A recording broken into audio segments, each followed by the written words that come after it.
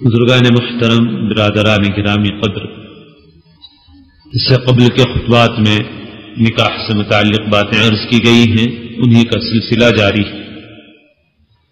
گزشتہ جو کچھ عرض کیا گیا اس کا خلاصہ یہ تھا کہ نکاح ایک انسانی ضرورت، ایک عبادت ہے، اور اس نکاح کو ہماری شریعت نے آسان سے آسان بنایا ہے، اور نکاح چونکہ ایک عبادت ہے اور عبادت کی ادائیگی کا طریقہ بھی دین سے سیکھنا پڑے گا، لہذا اس نکاح کا طریقہ بھی ہم کو دین سے سیکھنا چاہیے اور اس سنت کو طریقہ سنت کے مطابق ہی ادا کرنے کا اہتمام کرنا چاہیے۔ اب اس سلسلے میں کچھ باتیں آج بھی عرض کی جا رہی ہیں۔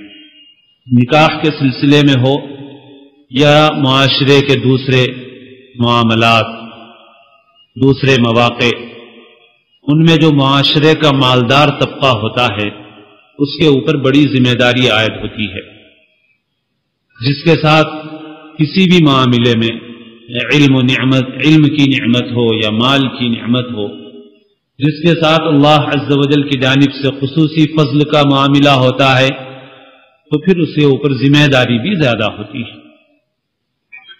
قرآن پاک کی آیات سے معلوم ہوتا ہے کہ مالدار لوگوں کی بے راہ روی، بے اعتدالی کے نتیجے میں قوموں میں فساد پیدا ہوتا ہے اور قوم عذاب الہی کی ارشاد الہی ہے، وَإِذَا أَرَدْنَا أَن نُهْلِكَ قَرْيَةً أَمَرْنَا مُتْرَفِيهَا فَفَسَقُوا فِيهَا فَحَقَّ عَلَيْهَا الْقَوْلُ فَدَمَّرْنَاهَا تَدْمِيرًا۔ جب کسی بستی کے متعلق اللہ کے عذاب کا فیصلہ ہو جاتا ہے تو وہاں کے مالدار خوشحال لوگ اللہ کی نافرمانیاں شروع کر دیتے ہیں اور اپنے مال کا غلط استعمال کرتے ہیں، جس کے نتیجے میں عذاب الہی کا فیصلہ ہو جاتا ہے اور وہ بستیاں تباہ و برباد کر دی جاتی ہیں۔ نکاح کے معاملے میں بھی جو باتیں اصلاحی کہی جا رہی ہیں، اس سلسلے میں مالدار جو طبقہ ہے اس کی بڑی اہم ذمہ داری ہے، وہ یہ ہے کہ اس وقت معاشرہ نکاح کے دشوار ہو جانے سے جس پریشانی سے دوچار ہے، اس کو ختم کرنے کے لیے وہ بھی اپنے نکاح کو سادہ سے سادہ بنائے۔ بعض حضرات ان کو اللہ نے مال دیا ہے، وہ یہ سمجھتے ہیں کہ اجتماعی شادیاں کر لی جائیں یا کسی غریب کی شادی میں پیسہ دے دیا جائے، کچھ مدد کر دی جائے تو اس سے ان کی ذمہ داری ادا ہو جاتی ہے۔ ایسا نہیں، پھر اس کے بعد وہ اپنی شادی میں پوری طرح سے اسراف اور فضول خرچی اور غلط غلط کام کرتے ہیں اور سمجھتے ہیں کہ صرف یہ ہمارا کچھ صدقہ کر دینا اور راہ خدا میں خرچ کر دینا کافی ہو جائے گا۔ ایسا نہیں، ان لوگوں پر بھی جن کو اللہ نے مال دیا ہے یہ ذمہ داری ہے کہ وہ اپنے مال کو صحیح مصرف میں صرف کرے۔ اس کا مصرف شادی کے موقع کا نام و نمود اور نمائش اس کا مصرف نہیں۔ اللہ نے اگر مال دیا دوسرے مواقع پر خرچ کی، اور شادی کے موقع پر بھی جو جائز حدود ہیں اس میں خرچ کی، ناجائز حدود میں مت خرچ کیجیے۔ اسراف میں، نمائش کے کاموں میں، جس میں صرف اپنی شان دکھانا مقصود ہے، ایسے کاموں میں خرچ کرنا گناہ کی بات ہے۔ ابھی میں اس مرتبہ بھی اتفاق سے سفر اسی علاقے کا کر کے آ رہا ہوں، میل بشارم مدراس کے قریب کا، اور اس سے پہلے بھی جب میں نے وہاں کا سفر کیا تھا تو حالات سنائے تھے کہ وہاں کے لوگ جو چمڑے کے کاروباری ہیں اللہ نے خوب مال ان کو دیا ہے، لیکن نکاح کے معاملے میں ان لوگوں کا جو طرز عمل ہے وہ ہمارے لیے بڑا زبردست نمونہ ہے۔ کافی اللہ نے مال دیا، مدارس وہاں ایسے چل رہے ہیں کہ 100 200 300 طلباء کے مدارس کو ایک آدمی یا اس آدمی کی جو کمپنی ہے کاروباری وہ چلاتی ہے۔ جہاں وہ اپنے اخراجات کمپنی کے کر رہے ہیں وہاں وہ کئی 100 طلباء کے کھانے پینے کا انتظام کرتے ہیں، اور اچھے معیار سے، بہترین معیار سے۔ مال اللہ نے دیا ہے تو اس طریقے سے صرف کرتے ہیں۔ اور نکاح کے معاملے میں ان لوگوں نے کچھ اصول بنائے، ایک اجتماعی نظام ہے ان کے پاس ایک تو وقت کی پابندی، جس کا ذکر میں نے اس سے قبل بھی کیا کہ ہم ایک مرتبہ اس سے پہلے جب گئے تھے تو معلوم ہوا کہ یہاں پر مسجد میں نکاح کا وقت مقرر ہوتا ہے. مثلا یہ کہ اس مسجد میں ہو تو 11:30 بجے ہوگا، فلاں مسجد میں ہو تو 10:30 بجے ہوگا، اس طرح وقت متعین. اگر مسجد کا نام بتا دیا جائے تو سمجھ میں آ جاتا ہے کہ کتنے بجے نکاح. ہم پہنچے تو معلوم ہوا 1 نکاح ہے، پھر معلوم ہوا 2 ہیں، مسجد میں ہم پہنچے تو معلوم ہوا 5 نکاح ہیں. اور پھر وہاں ہم نے دیکھا کہ وقت سے پہلے لوگ تیزی سے ایسے آ رہے جیسے نماز عید کے لیے لوگ جمع ہونا شروع ہو رہے. 15-20 منٹ پہلے سے ہی مسجد میں خوب بھیڑ آنے لگی اور نکاح کے وقت سے یعنی 11:30 سے 10-5 منٹ پہلے ہی قاضی صاحب کے سامنے 5 دلہے آ کر بیٹھ گئے. اور پھر جب 11:29 ہوئے تو ایک شخص کھڑا ہوا اور ایک الیکٹرانک گھڑی ہے جس میں ایک سیکنڈ معلوم ہوتا ہے.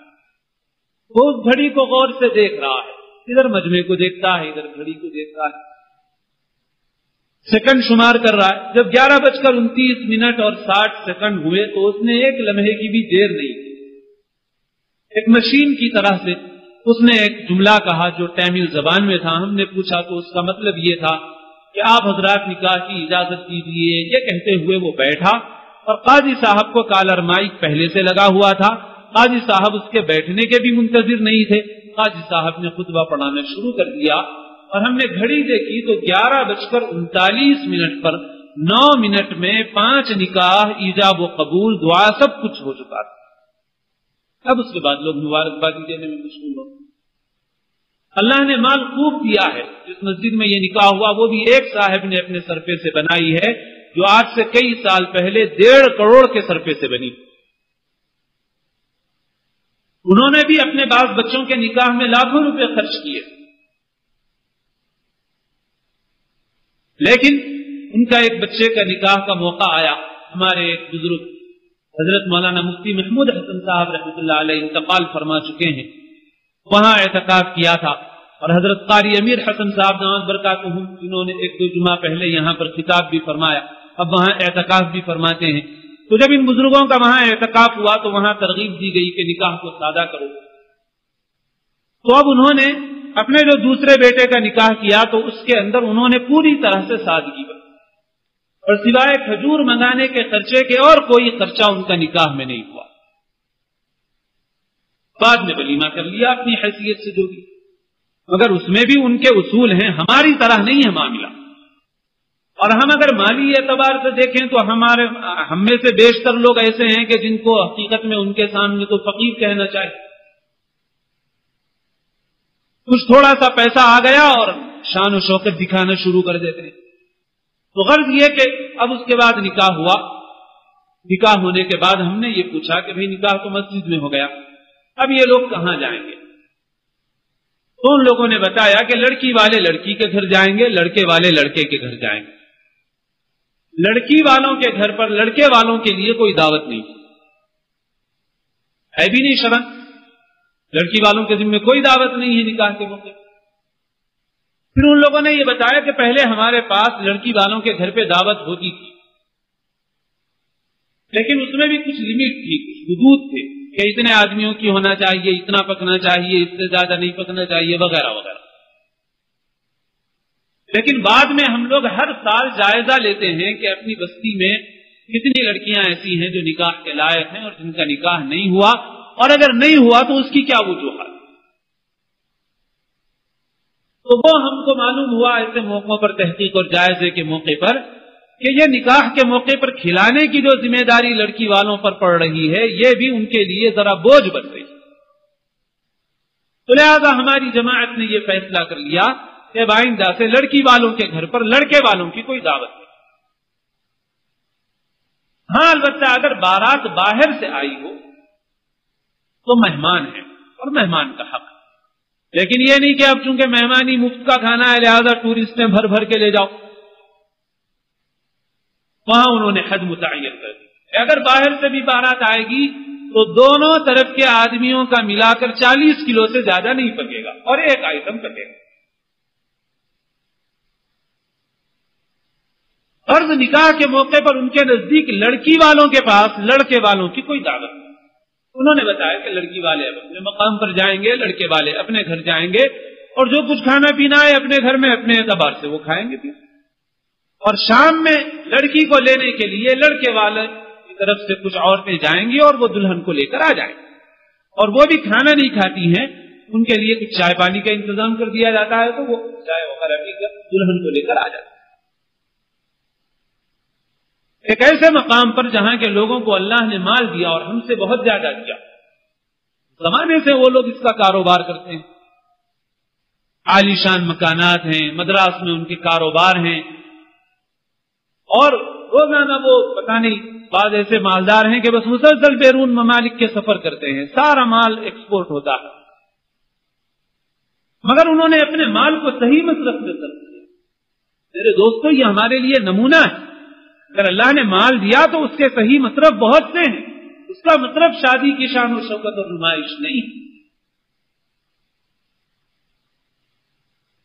پھر وہاں انہوں نے بتایا کہ اس کے بعد پھر ولیمہ اپنی تجویز کے مطابق کر لیا جاتا ہے، اور ہماری بستی میں کوئی شادی خانہ بھی نہیں، گھر کے پاس ہی انتظام کر کے کھلا پلا دیا جاتا ہے. یہ ہے بھائی صحیح طریقہ. سادہ بنایا جائے، مالدار لوگوں پر بھی اس کی ذمہ داری. یہ جو مقابلہ بازی ہے اپنی شان دکھانے کی، یہ اللہ کے نزدیک ہم کو نافرمان بنائے گی، گناہگار کرے گی. اس لیے مالدار حضرات اپنی ذمہ داری کو محسوس کریں. اور ماشاءاللہ بہت سے اچھے نمونے بھی اس وقت سامنے آ رہے ہیں. میں راست ایسے لوگوں سے واقف ہوں، ڈاکٹرز ہیں اور مال رکھنے والے ہیں، ماشاءاللہ انہوں نے شادیاں ایسی کر کے دکھائی جو بالکل یہ نمونہ، شادی سے شادی شادیاں. تو اس سلسلے میں مالدار حضرات کو اپنی ذمہ داری کو محسوس کریں اور شادی کی شان و شوکت کو اپنی عزت کا معیار نہ بنائے. شادی کی شان و شوکت عزت کا معیار نہیں. جب شادی کا موقع آتا ہے تو مال خرچ کرنے کی ذمہ داری شریعت نے مرد پر رکھی اور مہر مقرر کیا ہے، جو علامت ہے اس بات کی کہ شادی کے وقت جو کچھ اخراجات کی کچھ ذمہ داری عائد ہوتی ہے تو وہ مرد پر عائد ہوتی ہے، نہ کہ عورت پر. سناتے حضرت علی اور حضرت فاطمہ رضی اللہ عنہما کے نکاح کا قصہ دیکھ لیجیے. جب آپ صلی اللہ علیہ وسلم نے حضرت علی سے اپنی صاحبزادی حضرت فاطمہ کا نکاح منظور فرما لیا تو کچھ دنوں بعد آپ صلی اللہ علیہ وسلم نے حضرت علی سے پوچھا کہ اے علی، تمہارے پاس مہر دینے کے لیے کچھ ہے؟ حضرت علی نے عرض کیا کہ اللہ کے رسول صلی اللہ علیہ وسلم، آپ تو جانتے ہیں میں آپ ہی کے گھر کا پروردہ، آپ کے ساتھ ہجرت کر کے آیا ہوں، میرے پاس تو کچھ مال و متاع نہیں. تو آپ صلی اللہ علیہ وسلم نے پوچھا کہ لوہے کی زرہ، لوہے کا وہ لباس جو جنگ میں پہنا جاتا ہے، آپ نے پوچھا کہ لوہے کی فلاں زرہ تم کو فلاں جنگ میں ملی تھی، وہ ہے یا نہیں ہے؟ حضرت علی نے عرض کیا کہ اللہ کے رسول صلی اللہ علیہ وسلم وہ ہے. آپ صلی اللہ علیہ وسلم نے فرمایا اچھا اسے فروخت کرو اور فروخت کر کے قیمت لاؤ اور مہر اس میں سے جتنا ادا کر سکو ادا کرو. چنانچہ حضرت علی نے اپنی وہ زرہ فروخت کی اور لا کر مہر کی جتنی رقم ہو سکی اس سے مل سکی وہ رسول اللہ صلی اللہ علیہ وسلم کی خدمت میں پیش کی. اب ذرا ہم غور فرمائیں کہ حضرت علی کچھ مال و متاع نہیں ان کے پاس، اور زرہ ایسی چیز ہے کہ مدینہ منورہ میں روزانہ جنگوں کا سامنا ہے. روزانہ بڑی بڑی جنگیں تو پیش آ رہی، چھوٹے چھوٹے سرایا بھی مسلسل جاتے رہتے ہیں. ایک مستقل مہم درپیش ہے، دشمنوں کا خطرہ ہے، جنگ تو روز روز کا معاملہ ہے. مگر اس کے باوجود رسول اللہ صلی اللہ علیہ وسلم فرماتے ہیں کہ اس زرہ کو فروخت کر کے اس کی قیمت لا کر مہر ادا کریں. معلوم ہوا کہ مہر کی اہمیت. اب ہم اپنے معاشرے کو دیکھیں، اس کے سامنے رکھ کر کے کیا حال ہے. پھر آپ صلی اللہ علیہ وسلم نے وہ جو مہر کی رقم انہوں نے لا کر دی تو اس میں سے آپ نے گھر کے کچھ سامان کا انتظام فرمایا. بعض لوگ اس واقعے سے غلط فائدہ اٹھاتے ہیں اور کہتے ہیں کہ نعوذ باللہ جہیز کا لینا دینا تو سنت ہے. میرے دوستو، ایک تو یہ ہے کہ کوئی باپ اپنی خوشی سے اپنی بیٹی کو کچھ دے تو ٹھیک ہے، کوئی حرج نہیں، مگر یہ ہے کہ رسول اللہ صلی اللہ علیہ وسلم نے حضرت فاطمہ کے علاوہ اپنی 3 صاحبزادیوں کا نکاح کیا، ان تینوں کو کچھ بھی نہیں دیا۔ یہاں کیوں دیا آپ نے؟ یہاں دینے کی وجہ یہ تھی کہ حضرت علی رضی اللہ تعالی عنہ کی عمر جب 10 سال تھی تو آپ نے اپنے چچا ابو طالب سے اپنے چچیرے بھائی کو مانگ لیا تھا کہ اس کو میں اپنے پاس رکھوں گا۔ چنانچہ حضرت علی نے پرورش پائی ہے رسول اللہ صلی اللہ علیہ وسلم کے گھر میں، اور حضرت علی کا کوئی بڑا کوئی سرپرست نہیں تھا سوائے رسول اللہ صلی اللہ علیہ وسلم۔ دونوں کے طرف کا معاملہ آپ کا ہی تھا، اور جو ضرورت کی چیز تھی اس کا آپ صلی اللہ علیہ وسلم نے انتظام فرمایا، ورنہ اگر لڑکی والوں کے ذمہ ہوتا تو آپ اپنی دیگر صاحبزادیوں کے لیے بھی ایسا انتظام فرماتے، مگر آپ نے ان کے لیے کوئی ایسا انتظام نہیں۔ پھر اس کے بعد رسول اللہ صلی اللہ علیہ وسلم نے جو کچھ دیا حضرت علی کی طرف سے اس کا کوئی مطالبے کا کیا سوال خیال بھی نہیں رہا ہو، انہوں نے تو مہر جو اپنے ذمہ تھا لا کر ادا کیا، اور آپ صلی اللہ علیہ وسلم نے مشکیزہ، بستر، چکی وغیرہ ان چیزوں کا انتظام فرمایا۔ اب اس کے اندر نہ کوئی نقدی تھی کہ بھائی یہ جوڑے گھوڑے کی نقد رقم لے لو، نہ گھوڑے کی سواری تھی، گھوڑا تو اسی سے ملا ہے ہم لوگوں کو گھوڑے کا لفظ، اب آ گئے ہیں یہ بھی تو کئی ہارس پاور کے ہوتے ہیں تو گھوڑے ہی ہیں یہ بھی، تو صاحب یہ گھوڑا دے دیجیے، ہیرو ہونڈا دے دیجیے، چٹک دے دیجیے۔ آپ صلی اللہ علیہ وسلم نے کوئی گھوڑا نہیں دیا حضرت علی کو سواری کے لیے، آپ نے اپنے پاس سے کچھ رقم نہیں دی کہ یہ لے کر اس سے ولیمہ کرو یا ولیمے میں ملاؤ اس کو، کچھ نہیں۔ یہ تو ایک ضروری ایک غیر معمولی صورتحال کی وجہ سے ایک ضروری سامان کا انتظام کیا رسول اللہ صلی اللہ علیہ وسلم، اس وجہ سے کہ حضرت علی کے سرپرست بھی آپ۔ اب اس سے یہ کہنا کہ صاحب آپ جہیز تو ہونا ہی چاہیے کچھ نہ کچھ، لہذا آپ کیا دیں گے، غلط بات، گناہ کی بات، ایسا مطالبہ جائز نہیں، یہ مال جو ایسے مطالبوں سے لیا جائے درست نہیں۔ اسی وجہ سے ہر باپ دینا چاہتا ہے اپنی بیٹی کو، مگر ہم نے ماحول ذرا غلط بنایا، یہ ماحول ہمارا ہندوانہ ماحول، ہندوؤں کے نزدیک ان کے مذہبی قوانین کے اعتبار سے باپ کے مال میں لڑکی کا حصہ نہیں ہوتا۔ لڑکی کی جب شادی کرتا ہے باپ تو اس وقت اپنی بیٹی کو جس قدر دے سکتا ہے دیتا ہے، کیونکہ ان کے مذہبی قانون کے اعتبار سے، آج جو قانون ہے ہمارے ملک کا وہ نہیں ہے، اسی لیے مذہبی قانون کہہ رہا ہوں، ان کے مذہبی قانون کے اعتبار سے بچی میراث میں حقدار نہیں ہے، اس وجہ سے اس کو غالباً دان پن سے تعبیر کرتے ہیں، وہ ایک نیکی کا ایک صدقہ ہے کہ جو بچی کو جس قدر دے سکو دے دو، پھر اس کے بعد باپ کے انتقال کے بعد بچی کا حصہ میراث میں نہیں ہوتا۔ افسوس ہم نے بھی ایسا ہی ماحول بنایا، اور آج یہ کہا جاتا ہے کہ صاحب بابا ہمارے جہیز میں بہت دے دیے تھے لہذا اب بہنوں کو کچھ نہیں، کتنا ہی دیا ہو انہوں نے مگر لڑکی میراث کے مال میں حقدار۔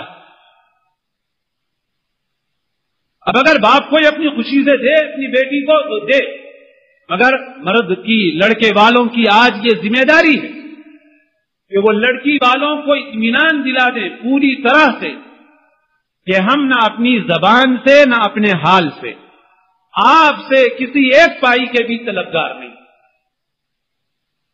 اور استطاعت والا باپ ہے اپنی بیٹی کو دینا چاہتا ہے تو اس سے اس معاملے میں پختہ رہیں کہ ہماری ضرورت کی کوئی چیز ہم کو مت دیجیے، آپ کی گھڑی ہم کو نہیں چاہیے، آپ کا سوٹ آپ کی شیروانی ہم کو نہیں چاہیے، آپ کی گاڑی ہم کو نہیں چاہیے، آپ اپنی بیٹی کے لیے زیور دینا چاہیں کوئی چیز دینا چاہیں دیں۔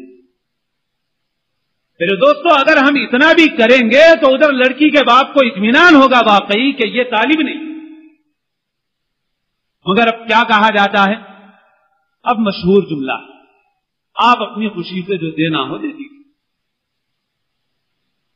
تو اس جملے کا مطلب بھی سن لیں. صحیح صحیح بیان کر رہا ہوں. الفاظ سفر کرتے ہیں, جملوں کے مطلب بدلتے رہتے ہیں عرف اور ماحول کے اعتبار سے. آج کے عرف میں اس جملے کا مطلب کہ آپ اپنی خوشی سے جو دینا ہو دے دیجیے, یہ ہے کہ آپ اپنے کو پوری طرح نچوڑ کے جتنا دے سکتے ہو ضرور دے دیجیے.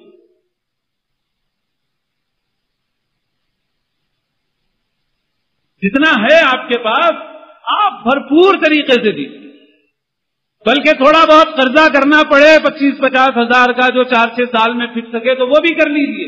یہ آپ کی بیٹی ہے, ہمارا کیا جملے ہے, پیچھے جو کچھ چھپا ہے اللہ جانتا ہے. بعض لوگ یہ سمجھتے ہیں کہ صرف اس طرح کہنا جائے, کہنے سے جائز ہو جائے گا.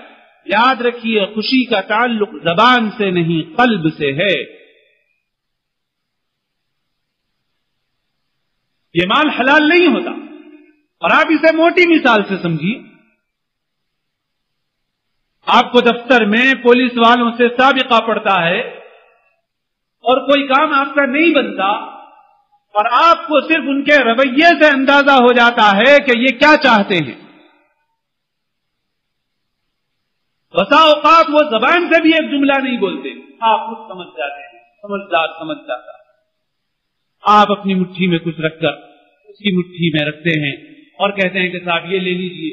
تو وہ بعض اوقات یہ بھی کہتا ہے نہیں نہیں صاحب ضرورت نہیں, میرے کو نہیں معلوم, آپ سے بات کرو, نہیں یہ نہیں ہے مسئلہ, آپ رہنا تو آپ نہیں صاحب آپ کچھ سمجھو مت, میں خوشی سے دے رہا ہوں, آپ کے واسطے بچوں کے واسطے دے رہا ہوں, خوشی سے دے رہا ہوں, آپ کچھ سمجھو نہ کو. الٹا معافی چاہتے ہوئے دیتا ہے. اب کوئی اللہ کا بندہ جسے دین و ایمان کا بنیادی علم بھی ہے وہ یہ بتا دے مجھے کہ کیا یہ مال رشوت اس کے لیے حلال ہے, اور اگر یہ نہیں ہے تو پھر وہ کیسے حلال ہے. اس میں بھی معاملہ وہی. لڑکی کا باپ پہلے سے ہی ڈرا ہوا ہوتا ہے. جیسے ہم لوگ پہلے سے ہی ڈر کے کام ہوئے تو خود بخود تیاری کر کے ہی جاتے ہیں. بولنے کے بعد کرکری کر کے کہیں کو دینا, تو کرکری ہونے سے پہلے ہی دے دو, نہیں تو کام نہیں بنتا اپنا. تو ہم لوگ یہ جو مجبوری میں رشوت دے رہے ہیں نا, مجبوری میں رشوت دینے والا گنہگار نہیں ہوتا, لیکن لینے والا ہر حال میں گنہگار ہوتا ہے.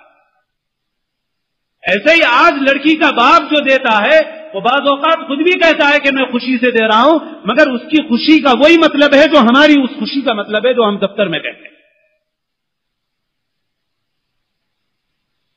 اور وہ لڑکی کا باپ جو پہلے سے تیاری کر رہا ہے وہ تیاری ویسی ہی ہے جیسے ہمارا کوئی کام کہیں فون کے محکمے میں, کرنٹ کے محکمے میں پھنس جائے تو جانے سے پہلے ہی تیاری کر کے جاتے ہیں کہ بھائی کچھ دینا. اس ماحول کو بدلنا ضروری ہے میرے دوست. یہ جملہ کافی نہیں. آج آپ کو یہ اطمینان دلانا ہے, ہم بالکل لیا طالب نہیں, اور اس اطمینان پر, آپ کے اس اطمینان دلانے پر ان کو اطمینان ہو جائے, اس کے لیے کم سے کم آپ اتنا کریں کہ شادی میں کھانے اور آئس کریم کسی چیز کا مطالبہ نہیں. گھڑی, گاڑی, کپڑے, نقد رقم, ان سے کلیتاً انکار, چاہے لڑکی کا باپ دینے کے لیے مصیبت.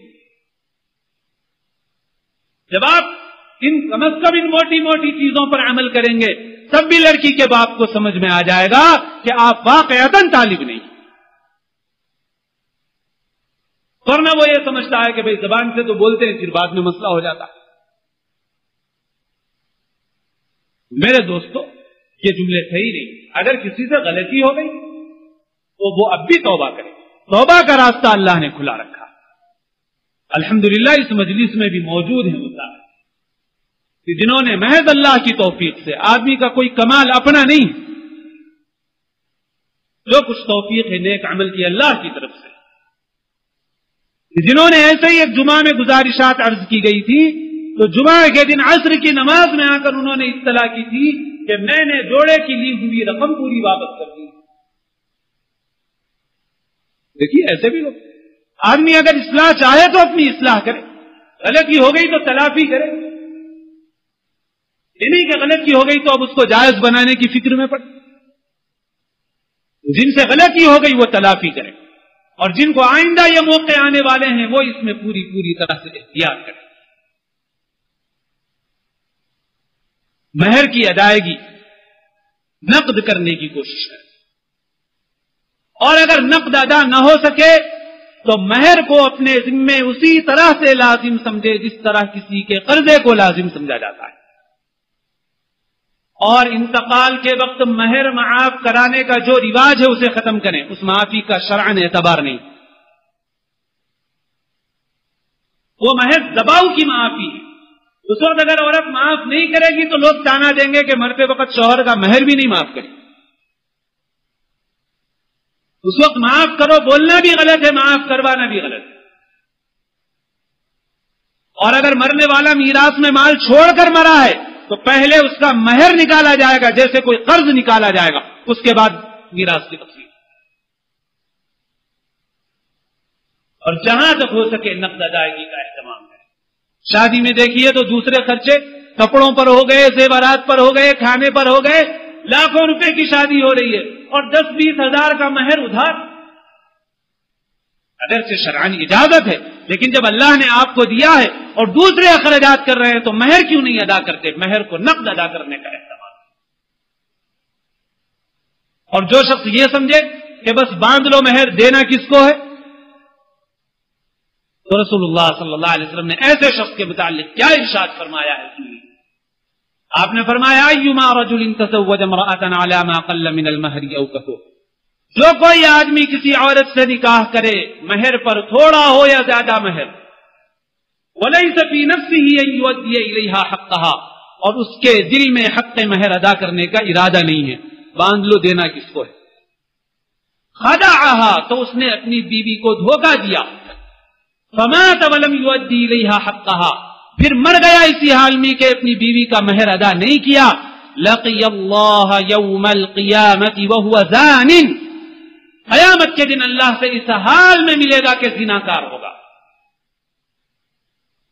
یہ وعید ہے جو رسول اللہ صلی اللہ علیہ وسلم نے ارشاد کیا۔ آج ہم نے اس مہر کو جو شرعاً لازم تھا اس کو ادھار بنا کر یہ بھی سمجھ لیا کہ بس نام کا ہے، دینا نہیں ہے، اور وہ مال جہر جو شرعاً ہمارا حق نہیں ہے ہم نے اسے وصول کرنا شروع کر دیا۔ میرے دوستو، نکاح کو ان شرعی احکام کے مطابق بنائیے، انشاءاللہ آئندہ بھی اس سلسلے کی گزارشات عرض کی جائیں گی۔ اللہ مجھے آپ کو سب کو اپنے فضل و کرم سے عمل کی توفیق نصیب فرمائے۔ محترم برادران گرامی قدر، نکاح اور شادی سے متعلق جو دینی احکام ہیں اور ہدایات ہیں ان کو اس وقت سنایا جا رہا ہے، اور گزشتہ چند خطبات سے اس کا سلسلہ ہے۔ آج بھی اسی کے متعلق کچھ باتیں عرض کی جائیں گی۔ نکاح کے موقع پر خرچ کرنے کی ذمہ داری شریعت نے پورے طریقے سے مرد کے اوپر ڈالی، اور اس کی بہت بڑی علامت اور اس کا نشان مہر کی ادائیگی ہے، جسے شریعت نے ضروری قرار دیا، اور وہ مرد کے ذمے ہوتا ہے وہ عورت کو ادا کرے، اگر نقد نہ ادا کر سکے تو ادھار ادا کرے، لیکن ادائیگی اس کے ذمے ضروری اور لازمی ہوتی ہے۔ پھر اسی طرح نکاح کے بعد اس نکاح کی خوشی میں کھلانا پلانا اپنی حیثیت اور استطاعت کے مطابق بغیر کسی قرض کے زیر بار ہوئے اور بغیر کسی غیر ضروری تکلف کے وہ بھی مرد کے ذمے رکھا گیا، لیکن عورت پر، لڑکی والوں پر نکاح کے موقع پر کھلانے پلانے کی کوئی ذمہ داری شریعت نے نہیں عائد کی۔ اگر وہ کچھ کھلا پلا دیتے ہیں تو یہ ان کا احسان ہے، اور اگر نہیں کھلاتے پلاتے شریعت نے ان کے ذمے کوئی چیز واجب نہیں کی۔ اب آج کل روز بروز یہ چیز بڑھتی جا رہی ہے کہ لڑکے والے شادی کی تقریب کے موقع پر کھلانے پلانے کو لڑکی والوں کی ذمہ داری سمجھتے ہیں اور اپنا گویا حق سمجھتے ہیں، اس لیے مطالبہ کر کر کے ان سے وصول کرتے ہیں۔ چند سالوں پہلے تک یہ تھا کہ عام دعوتوں میں عام طور پر متوسط قسم کے لوگ بھی چائے پلا دیا کرتے تھے، کچھ اس کے ساتھ کھلا دیا. لیکن اب اس کے بعد رفتہ رفتہ بات آگے بڑھی تو لوگوں نے کہا کہ بھئی یہ چائے پلانا تو ہماری شان کے خلاف ہے، لہذا ہمارے لیے چائے کافی نہیں، آئس کریم ضرور کھلائیے. ایک زمانہ چلا ایسا ہی. پھر اب رفتہ رفتہ صورتحال اب اس وقت یہ ہو گئی سمجھتے ہیں اور اپنا گویا حق سمجھتے ہیں، اس لیے مطالبہ کر کر کے ان سے وصول کرتے ہیں. چند سالوں پہلے تک یہ تھا کہ عام دعوتوں میں عام طور پر متوسط قسم کے لوگ بھی چائے پلا دیا کرتے تھے، کچھ اس کے ساتھ کھلا دیا. لیکن اب اس کے بعد رفتہ رفتہ بات آگے بڑھی تو لوگوں نے کہا کہ بھئی یہ چائے پلانا تو ہماری شان کے خلاف ہے، لہذا ہمارے لیے چائے کافی نہیں، آئس کریم ضرور کھلائیے. ایک زمانہ چلا ایسا ہی. پھر اب رفتہ رفتہ صورتحال اب اس وقت یہ ہو گئی کہ ایک آئس کریم معمول کی چیز ہو گئی. حالانکہ دونوں کے اندر خرچ میں کافی فرق ہے، لیکن اس کے باوجود بہرحال اب لوگوں نے یہ سمجھ لیا کہ یہ معمول کی چیز ہے، لہذا اب آئس کریم کھلایا جاتا ہے اکثر و بیشتر، چاہے کسی کے پاس اس کی استطاعت ہو یا نہ ہو. اور لڑکے والے اسے اپنا حق سمجھتے ہیں، مطالبہ بھی کرتے ہیں کہ صاحب آپ کو یہ کھلانا پڑے گا. اور شادی کی تقریب میں بھی قدم قدم پر یہ صورتحال سامنے آتی ہے کہ لڑکے والے اسے اپنا حق سمجھ کر گویا وصول ہی نہیں کرتے بلکہ چھینتے. اور بعض وقت یہ بھی دیکھا گیا کہ زبردستی محض لڑکی والوں کو پریشان کرنے کی خاطر بعض لوگ مقصد بنا کر آتے ہیں اور وہ اتنا زیادہ کھاتے ہیں، ایک 10 اور 20 آئس کریم ایک شخص کھا جاتا ہے تاکہ لڑکی والوں کو پریشان بھی کیا جائے. یہ سب کیا ہے؟ شرعاً کیسے اجازت ہو سکتی ہے اس کی؟ یہ مال حلال نہیں. اگر وہ کھلا دیتے ہم اس کو احسان سمجھتے، نہ کھلاتے تو ہمیں کوئی اعتراض نہ ہوتا تو بات ٹھیک تھی. لیکن اب جب اسے حق سمجھا جانے لگا، اس کا مطالبہ کیا جانے لگا تو پھر یہ چیز جائز نہیں رہی. اب بات اس سے بھی آگے بڑھ چکی اور اب لوگ یہ کہتے ہیں کہ صاحب آئس کریم نہیں چلے گا، کھانا کھلانا پڑے گا. بغیر کھانا کھلائے اگر شادی کی جائے گی تو ہماری عزت میں فرق آ جائے گا. جو بڑے بڑے گناہ ہیں، گناہ کبیرہ، یہ جو بغیر توبہ کے معاف نہیں ہوتے، اور ایک گناہ بھی آدمی کو جہنم میں لے جانے کے واسطے کافی ہے. ان بڑے بڑے گناہوں میں سے ایک گناہ کبیرہ ہے ہٹے کٹے تندرست آدمی کو بھیک مانگنا. شریعت سوال اور بھیک کو پسند نہیں کرتی. ایک روایت میں اس طرح کے الفاظ ہیں: السؤال ذل ولو کان من اب. سوال کرنے میں ذلت ہے اگرچہ کہ باپ سے کیا جائے. تو جہاں تک ہو سکے آدمی اس سے بچے. سوال کرنا اور بھیک مانگنا شریعت کے نزدیک سخت ناپسندیدہ. اگرچہ کہ بھیک مانگنے والے کو جو لوگ بھیک دیتے ہیں وہ اپنی خوشی سے دیتے ہیں، لیکن اس کے باوجود بھی بھکاری کے لیے بھیک مانگنا حلال نہیں ہوتا. حدیث میں آتا ہے کہ جس شخص کے لیے بھیک مانگنا شرعاً جائز نہ ہو، ایسا شخص اگر بھیک مانگے تو قیامت کے روز اس حال میں آئے گا کہ اس کے جسم پر گوشت نہیں ہوگا، صرف ہڈیوں کا ڈھانچہ ہوگا. اب یہ جو گناہ کبیرہ ہے بھیک مانگنا، ہمارے سامنے بھی کوئی ہٹا کٹا آدمی آ گیا، ہم بھی اسے کہتے ہیں کہ بھائی اچھے خاصے آدمی ہو، کیوں بھیک مانگتے ہو؟ کچھ محنت کرو، کماؤ، یہ کیا مانگتے پھر رہے ہو؟ تو اب کوئی کہتا ہے کہ صاحب میں ضرورت مند ہوں اور فلاں ہوں. کس کے لیے بھیک مانگنا گناہ کبیرہ ہے؟ تو علماء نے قرآن و حدیث کی روشنی میں اس کا ایک معیار مقرر کیا. اگر کسی آدمی کے پاس 3 وقت کے کھانے پینے کا سامان ہے اور کوئی مصیبت میں گرفتار نہیں ہے، مصیبت جیسے مقدمے میں پھنسا ہوا ہے یا بیماری کی وجہ سے کہیں دواخانے میں پھنسا ہوا ہے، ایسی کوئی مصیبت میں بھی گرفتار نہیں ہے، کوئی تاوان اس کے اوپر پڑا ہوا ہے، کوئی جرمانہ اس کے اوپر پڑا ہوا ہے، ایسا بھی کوئی مسئلہ نہیں، اور اس کے پاس 3 وقت کے کھانے کا سامان ہے۔ اب ہمارے معاشرے کے اعتبار سے ہم ایک اندازہ مقرر کریں تو اگر کسی کے پاس 100 روپے بھی ہوں تو وہ اچھا خاصا کھانا 3 وقت کھا سکتا ہے۔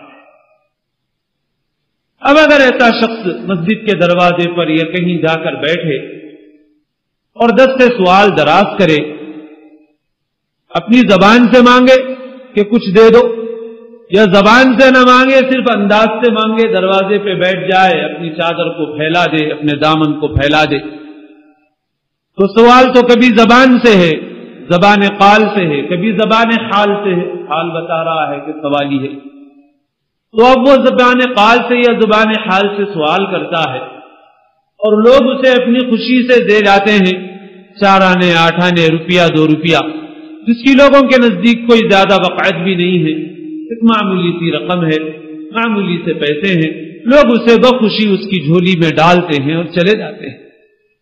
اب پوچھئے کسی مفتی سے، کسی دین کا علم رکھنے والے ماہر شریعت سے کہ یہ شخص جو بھیک مانگ رہا ہے کیا اس کا بھیک مانگنا جائز ہے؟ تو اب شرعی حکم یہ معلوم ہوگا کہ صاحب اگر اس کے پاس 100 روپے کھانے پینے کے لیے موجود ہیں، یہ دروازے پہ بیٹھ کے اپنی زبان قال سے یا زبان حال سے بھیک مانگتا ہے لوگوں سے، اور لوگ بھی اپنی خوشی سے ہی دے جاتے ہیں، کوئی زبردستی نہیں چھینا جاتا، کوئی کسی کے جیب میں ہاتھ نہیں ڈالا جاتا، کسی کو کچھ زبردستی گالی گلوچ نہیں کی جاتی، اپنی خوشی سے لوگ بغیر کچھ کہے بھی 4 آنے 8 آنے ڈال کے جاتے ہیں، مگر اس شخص کے لیے یہ بھیک مانگنا حرام ہے، گناہ کبیرہ، یہ شریعت کا حکم ہے۔ اس شخص کا بھیک مانگنا حرام ہے، گناہ کبیرہ۔ اب غور فرمائیے کہ اگر ایک آدمی کے پاس ایک دن کے کھانے پینے کا سامان ہے اور وہ دروازے پر بیٹھ کر 56 مانگے اور لوگ اپنی خوشی سے دے جائیں تو حرام اور گناہ کبیرہ۔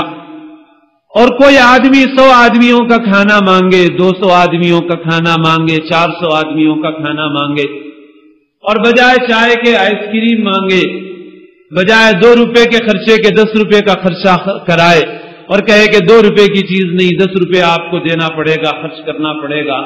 میرے دوستوں، اپنے دل پہ ہاتھ رکھ کے اپنے اللہ کا، اپنے پالنے والے کا خوف کرتے ہوئے یہ بتاؤ کہ مسجد کے دروازے پہ بیٹھنے والے کے لیے 54 مانگنا حرام اور گناہ کبیرہ ہو جائے اور ان کے لیے ہزاروں اور سینکڑوں آدمیوں کا کھانا مانگنا حلال ہو جائے، کیا شریعت یہ ظلم کر سکتی ہے؟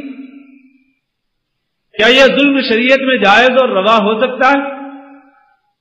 اگر ایسا ہو تو نعوذ باللہ یہ تو ظلم ہوگا۔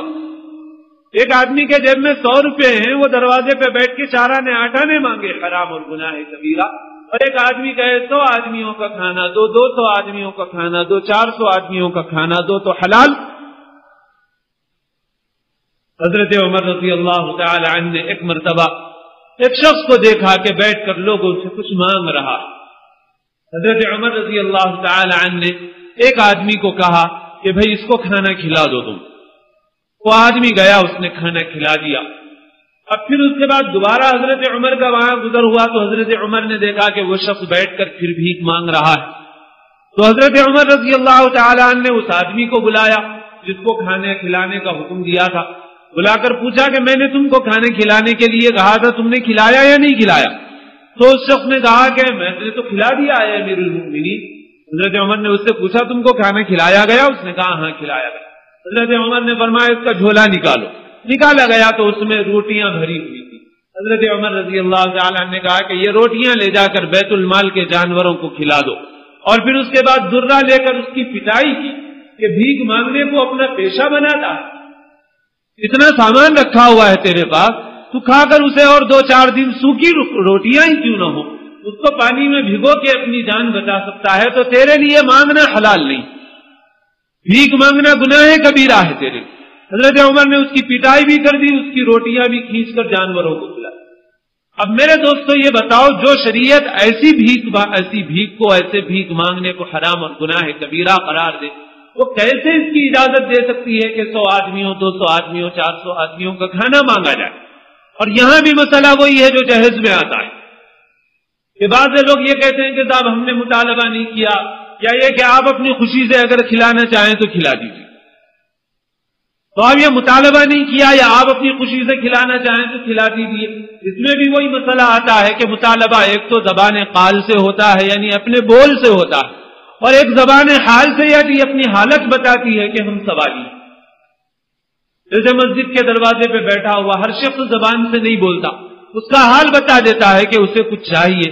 ایسے ہی بعض لوگوں کا انداز یہ بتا دیتا ہے کہ اگر شادی میں کھانا نہ دیا جائے تو شاید یہ رشتہ کرنے کے لیے آمادہ نہ ہو. اور بسا اوقات دیکھنے کے لیے بات چیت کرنے کے لیے جو مختلف افراد آتے ہیں اس میں سے ایک نہیں بولتا ہے تو دوسرا بول دیتا ہے، مرد نہیں بولتے تو عورتیں بول دیتی ہیں.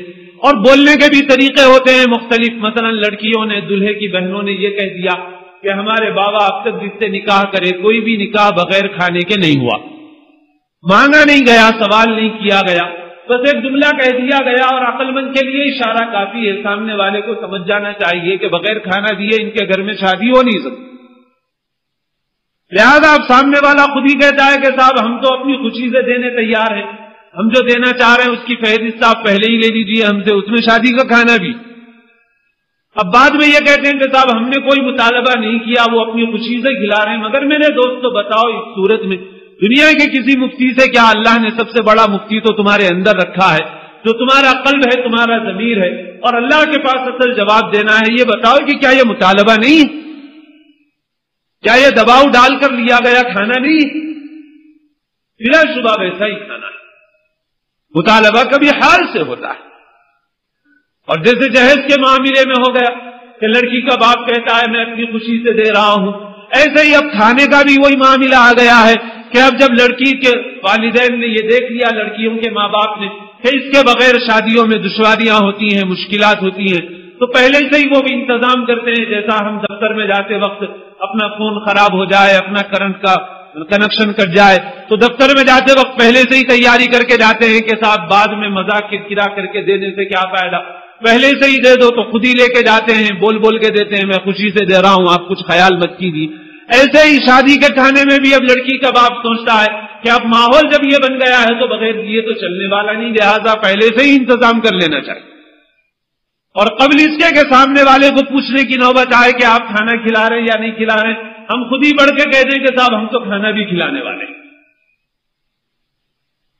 اب میرے دوستوں جیسے یہ دفتر کے لوگوں نے ایک ماحول بنایا رشوت کا، اور اس ماحول کی وجہ سے آدمی خود ہی پہلے سے تیار ہو جاتا ہے اور جا کر رشوت دیتا ہے. تو آپ یہ بتائیے کہ کیا یہ دفتر کے لوگوں نے جو ماحول بنایا ہے اس ماحول کی وجہ سے جا کر ہم جو رشوت دیتے ہیں کیا ان کے لیے حلال ہوتی ہے؟ اگر حلال نہیں ہوتی ان کے لیے تو معاشرے کا ہم نے یہ جو ماحول بنایا جس میں لڑکی کا باپ پہلے ہی یہ سوچتا ہے کہ صاحب اس کے بغیر تو معاملہ چلنے والا نہیں اور اس کے لیے تیاری کرتا ہے، تو ہمارے لیے وہ کیسے حلال ہوگا؟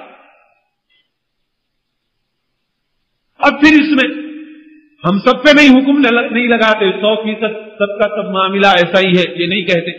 بعض لوگ ایسے بھی ہیں کہ جن کو اللہ نے اتنا مال دیا ہے کہ ان کے لیے واقعی کھلانا کوئی بار نہیں، کوئی پریشانی کی بات نہیں. اللہ نے ان کو لاکھوں نہیں کروڑوں دیے ہیں، اور ان کو شادی کے کھانے میں اگر 50,000 لاکھ 2 لاکھ بھی ان کے کھلانے میں خرچ ہو جاتے ہیں تو ان کے لیے کوئی بار نہیں ہوتا، کوئی مشقت نہیں ہوتی، کوئی پریشانی نہیں ہوتی. بلا شبہ ایسے لوگ نہیں. پھر میرے دوستو حدیث میں رسول اللہ صلی اللہ علیہ وسلم نے ارشاد فرمایا کہ وہ شخص مومن نہیں ہے کہ جو پیٹ بھر کر کھانا کھا جائے اور اس کا پڑوسی بھوکا رہے. اسے معلوم ہے کہ پڑوسی بھوکا ہے. ایک آدمی ہے اس کے پاس کھانے کو ہے، اس نے کھا لیا، اس کا پڑوسی بھوکا ہے اور وہ پڑوسی ایسا ہے کہ اس کو کھانے کو نہیں ہے، یہ پیٹ بھر کر کھا گیا سو گیا، تو فرماتے ہیں کہ ایسا شخص ایمان والا نہیں.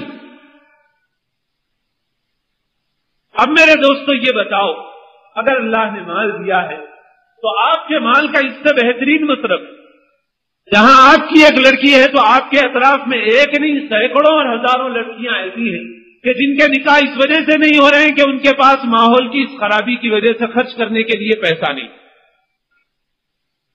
کیا ہی بہتر ہوتا ہے کہ آپ اپنے اس پیسے کو کسی اور اچھے مصرف میں استعمال کر لیں. اور یہ معاملہ ہے کہ معاشرے کے اندر جو اکثر و بیشتر بگاڑ پیدا ہوتا ہے وہ مالداروں کی غلطیوں کی وجہ سے پیدا ہوتا ہے. اسی وجہ سے جس کے پاس مال زیادہ ہے، جس کے پاس علم زیادہ ہے، جس کے پاس منصب اور مرتبہ ہے، ان کی ذمہ داریاں معاشرے میں زیادہ ہوتی ہیں. مال انسان جو کماتا ہے تو قیامت کے دن جو سوال مال کے متعلق ہوگا اس میں سے ایک سوال یہ ہے کہ من این اکتسبہ، کہاں سے کمایا تھا، اور دوسرا سوال یہ بھی ہونے والا ہے کہ فیما انفقہ، کہاں پر مال کو خرچ کیا. دونوں سوال ہونے والے ہیں. تو مال اگر مل جائے تو ذمہ داریاں بھی بڑھ جاتی. اب یہ مال کہاں خرچ کیا جائے، کیسے خرچ کیا جائے، یہ سوچ سوچ کے خرچ کرنا. اور جیسے میں نے میل بشارن کے حالات اس سے پہلے بیان کیے کہ وہاں ماشاءاللہ چمڑے کے کاروباری ہیں، مالدار لوگ ہیں، مگر انہوں نے اپنا ایک ماحول بنایا کہ صاحب اگر بستی ہی کی بارات ہے، بستی ہی میں رشتہ طے ہوا ہے تو لڑکی والوں کے گھر پر لڑکے والوں کی کوئی دعوت نہیں. لڑکے والے لڑکی والے سب مردانے سے مسجد میں جمع ہوں گے، مسجد میں نکاح ہوگا، مبارکبادیاں دی جائیں گی اور صاحب چھوارے اور کھجور تقسیم کیے جائیں گے. اس کے بعد سب اپنے اپنے گھر چلے جائیں گے. اور خاص جو مدعوین ہیں تو لڑکی کے مدعوین ہیں تو لڑکی کے گھر پہ جائیں گے، لڑکے کے مدعوین ہیں تو لڑکے کے گھر پہ چلے جائیں گے. وہاں وہ اپنی استطاعت سے جو بھی ضیافت کر، اور رات میں جا کر لڑکے کے گھر سے کچھ عورتیں جا کر لڑکی کو رخصت کر کے لے آئیں گے. ان کے لیے بھی کھانے کا کوئی انتظام نہیں. کیا ہم اس ماحول کو اپنے پاس نہیں زندہ کر سکتے؟ کیا دشواری ہے ہمارے لیے؟ اسی میل بشارم کا معاملہ ہے. میں نے ابھی بھی سفر کیا ایک ہفتہ پہلے بھی. تو واپسی میں جب وہاں کے لوگ چھوڑنے کے لیے آئے مدراس تک تو انہوں نے راستے میں بتایا کہ ایک رمضان میں جس کا ذکر میں نے اس سے پہلے بھی کیا کہ ہمارے ایک بزرگ مفتی محمود حسن صاحب رحمۃ اللہ علیہ نے جب وہاں اعتکاف کیا تھا اور اس وقت لوگوں کو ترغیب دی گئی تھی کہ نکاح کے اندر اور اصلاحات کرو، تو اس وقت وہاں پر سینکڑوں نکاح مسجد میں اعتکاف کی حالت میں اسی وقت پڑھائے گئے. اور پھر اس کے بعد یہ بھی تاکید کر دی گئی کہ گھر میں کوئی تقریب نہ ہو اور بعد میں حسب استطاعت ولیمہ کر لو. تو ان لوگوں نے بتایا کہ ان سادگیوں کے باوجود جیسے اخراجات ہمارے پاس ہوتے ہیں اس کے اعتبار سے ہم نے اندازہ لگایا تو کم از کم 3 کروڑ روپے ہمارے بچے. آج محض نام و نمود میں یہ سارا پیسہ صرف ہو رہا ہے اور روز بروز مقابلہ بازی بڑھتی جا رہی. حالانکہ اس میں کوئی اجر و ثواب نہیں. صاحب اتنے آئٹم ہونے چاہیے، یہ معیار ہونا چاہیے، یہ معیار ہونا چاہیے، اس کو اپنی عزت کا معیار بنانا اور مقابلہ بازی کرنا، اس میں کوئی اجر و ثواب نہیں رکھا ہوا. یہ اخلاق کے خلاف. ہم بھی ایسے ماحول کو زندہ کر سکتے ہیں. تو جن لوگوں کو اللہ نے مال دیا ہے وہ بھی اگر یہ فیصلہ کرے تو ان کو نہ صرف یہ کہ ایک ثواب ملے گا بلکہ پورے معاشرے کی اصلاح کا ثواب کئی گنا زیادہ ہو کر ملے گا.